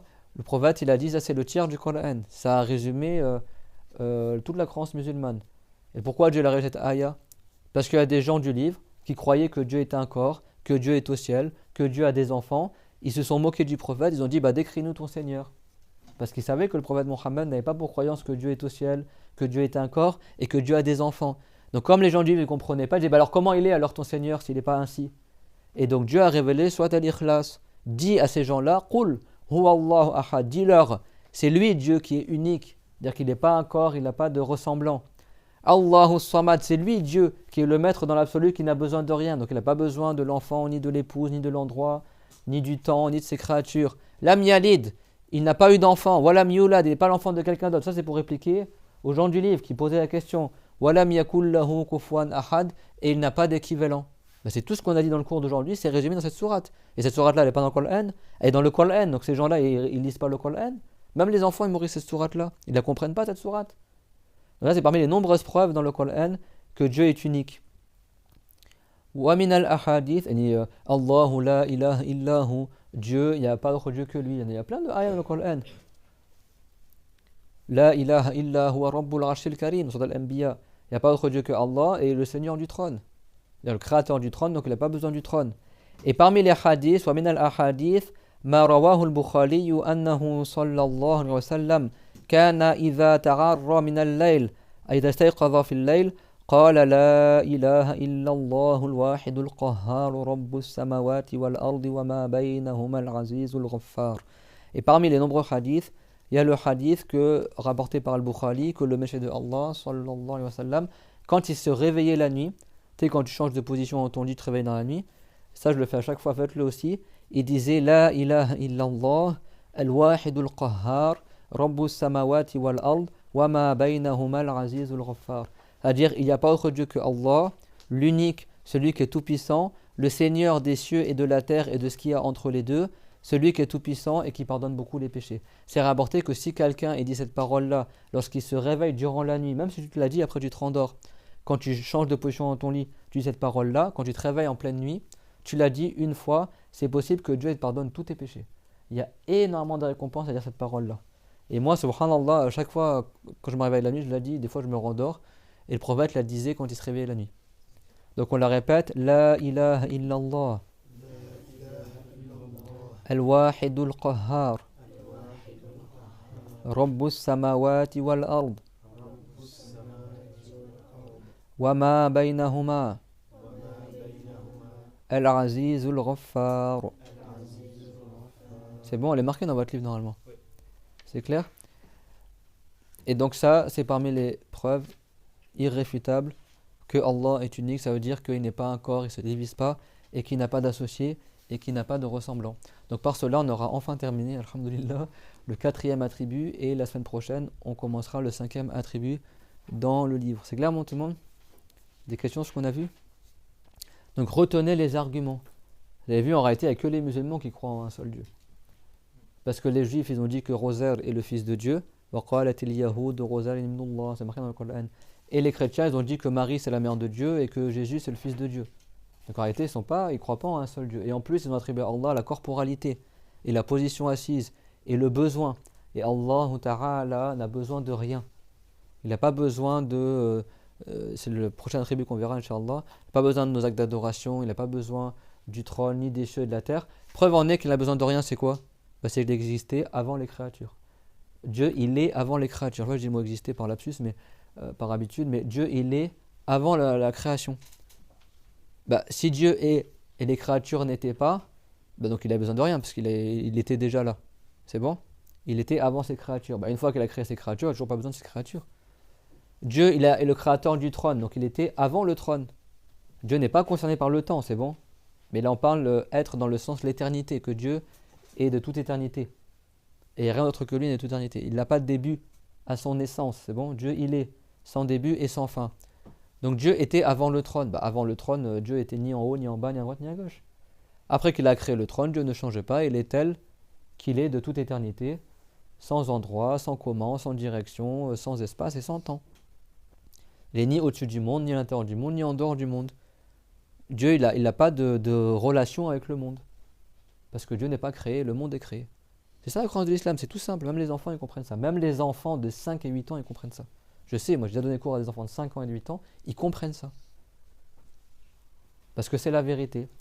Et l'être humain, il est prédisposé à accepter la vérité. Sauf si on lui a retourné le cerveau, comme ces égarés-là aujourd'hui qui se réclament musulmans et qu'en fait sont parmi les plus éloignés de l'islam.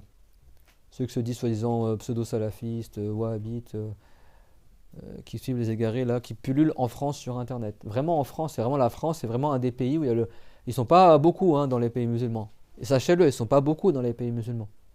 Mais ils sont plus nombreux en Europe que dans les pays musulmans. En Angleterre, en France, en Allemagne, dans les pays non musulmans. Et ils fatiguent les musulmans. Ils font croire que c'est eux qui ont l'islam et que tout le reste, c'est pas des musulmans. En fait, c'est eux, ils sont comme les gens du livre. Et leur islam, c'est pas le vrai islam. Le vrai islam, c'est ce qui est établi dans le livre des musulmans depuis des siècles. Depuis des siècles. Intéressez-vous à ce qu'il a écrit Ibn Rashid. Sur Internet, trouve sur Amazon. En français, ils ont traduit les livres. Même peut-être le Fiqh al-Akbar est traduit en français, je sais pas. Mais c'est des livres, voilà, que ce soit Hanafites, n'est-ce pas, Mustafa? Même parmi nous, il y a des gens qui sont Shafirites, Hanafites. Lui d'origine turque, donc c'est Abu Hanifa, la branche Hanafite. Toi, t'es de Mayotte, donc du coup, c'est Shafirite.